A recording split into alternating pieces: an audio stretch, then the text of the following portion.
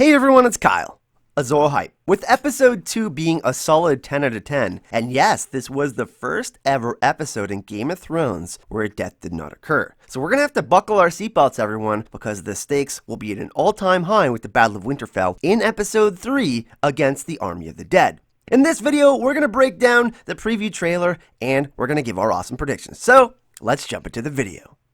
We start with the voiceover from Sansa saying, "The most heroic thing we can do right now is look the truth in the face." While we hear this, we see the formations and preparations those at Winterfell have taken, specifically the Unsullied and the catapults, which at first I thought was dragonglass, but since there are fire pits near each of these units, my guess is that they will be flinging giant fireballs at the Army of the Dead. We get a close shot of Grey Worm putting on his helmet getting ready for battle. Will he survive and take Missandei to the island of Nath? It certainly seemed like what they were talking about in episode 2 was a faraway dream. And if a recurring theme in this episode is gonna be truth, this could be the last ever interaction we see between Grey Worm and Missandei.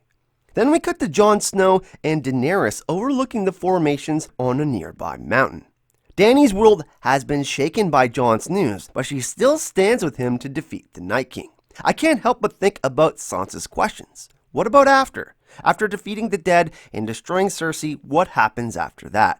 At the time, Sansa was asking about the sovereignty of the North, but now this has a new meaning for Dany. What about her and Jon?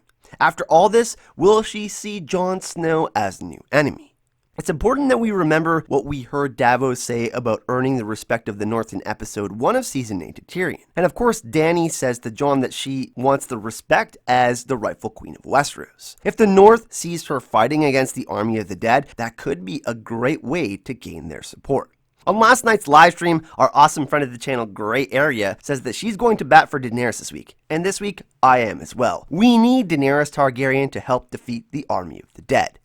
Another thing that we need to note is Dany and Jon seem to nod to each other at the end of this week's episode. Was that a sign to mount up on dragons? Is that where they're headed in the scene in this video? If so, then that should be another clue to Dany that what Jon said about his parentage is true. Jon is a dragon rider, only the second one in recent history. We cut to a shot of Sam watching what appears to be the Unsullied marching past and getting their phalanx ready, and Sam just passed Heartsbane to Jorah. But Sam still seems determined to fight. He was the first to kill a White Walker, so let's hope that moment wasn't his last, because it looks like at the end of the episode, in episode 2, A Night of the Seven Kingdoms, the Night King has brought Craster's many sons with him to battle, perhaps even over 90 White Walkers. The next piece is Sansa and Arya standing on the battlements. They're both looking in the same direction, and I can't help but wonder if this is the moment they first see the Army of the Dead marching towards Winterfell. Until now, neither of them have seen the Night King or his army, so maybe this will be their moment of realization. Arya seems composed and ready, but Sansa, not so much. She definitely looks scared and concerned. I'm wondering why she's up on the battlements because she doesn't have a weapon and hasn't been training to fight. Is she about to go into the crypts of Winterfell, or has she left the crypts and come up on the battlements? The safety of Sansa Stark is incredibly important to the future of House Stark, so my guess is she does go to the crypts after the initial shock of staring death right in the face. Next is the shot from the official Season 8 trailer in the Crypts of Winterfell with the look on Varys' face. He either sees or hears something grotesque while he's sitting in the crypts. Behind him, there are blurred images of those who have taken shelter in the crypts as well. Everyone keeps saying that the crypts are the safest place to be, and we had this referenced in the last episode a couple of different times. However, what if the Night King needs to get into the crypts? I can't help but feel like Varys will die in this episode from what Melisandre teased in Season 7. I could see Varys dying protecting the women and the children. Then we hear Jon's voice say, "The Night King is coming." This is symbolic because we know the words of House Stark, winter is coming, and we see Jon looking up at something and exhaling cold air as if he is very close to the Night King, which means that winter is here. Behind him is a glow of flames, but we aren't really sure where they are coming from. We see another shot of Winterfell surrounded by Dany and Jon's forces. I believe that this could be the Night King and Viserion. We do see a shot in the trailer of someone riding a dragon in the cold mist, and we know that the Night King brings the Long Night with him. We bounce between other shots of characters such as Arya running similarly to in the first trailer, and the Hound and Beric with his fiery sword. This confirms that Beric and the Hound will be teaming up and links this to the shot with the other one we saw in the official Season 8 trailer. It looks like Sandor is having his panic attack because he is not only surrounded by death, but he is also having this panic attack because of his fear of fire. So it will be interesting to see if Beric has to save the Hound from a dire situation. Morality was a key theme that was explored along with redemption in episode 2, A Knight of the Seven Kingdoms. They were all talking about last moments, and what's really interesting is Jon avoided Dany for almost the whole episode until she found him spending his last few minutes in the crypts not with her. Think about that for a second, everyone. Everyone else was with people that they cared about, except Jon. He was alone in the crypts. Does this mean we will see Jon in the crypts at the end of the series with his mother Lyanna and his uncle Ned? I personally believe that Jon will survive the whole series and become king in some sort of way, but this begs the question of what type of role he is going to take moving forward. He doesn't want to become king, but obviously he knows how important it is for him to keep everyone aligned and on the same page. Jon has always had to make tough decisions, and I definitely find it interesting that he chose to tell Daenerys at this specific point in time.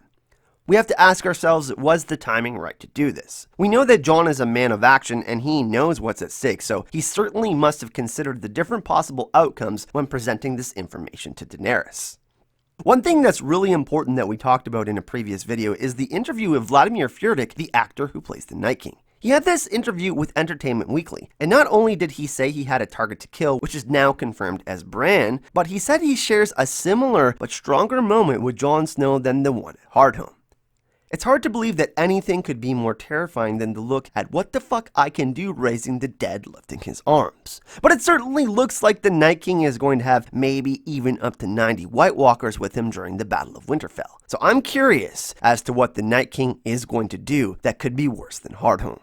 There is a scene in the trailer where Jon is standing in what appears to be the Godswood, maybe even on fire. He draws his sword in a similar fashion to the Battle of the Bastards when he is staring down Ramsay's horsemen, except this time we see Jon from the front.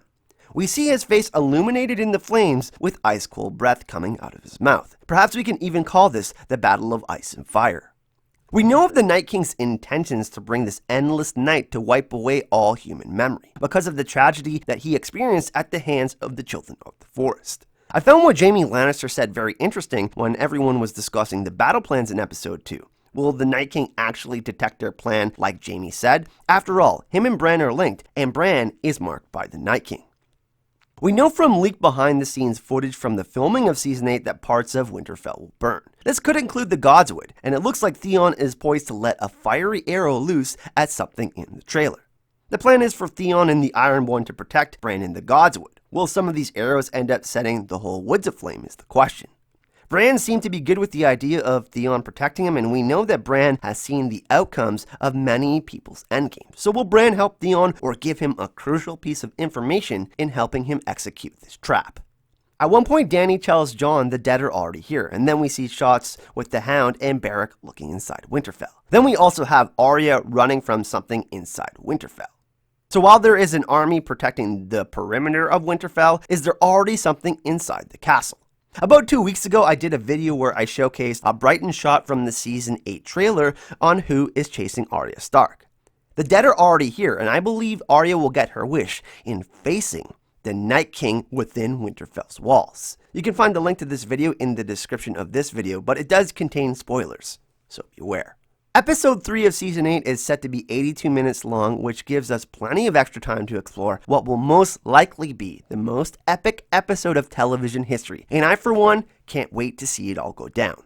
This week I have a bunch of really awesome videos planned for the channel, including Arya Stark versus the Night King, my Bran is a Horcrux theory, and a special Jaime Lannister's Honor character analysis video. But of course, I'd love to hear your thoughts on what you're most excited for the next episode, and what video you would like me to cover in this week's content playlist.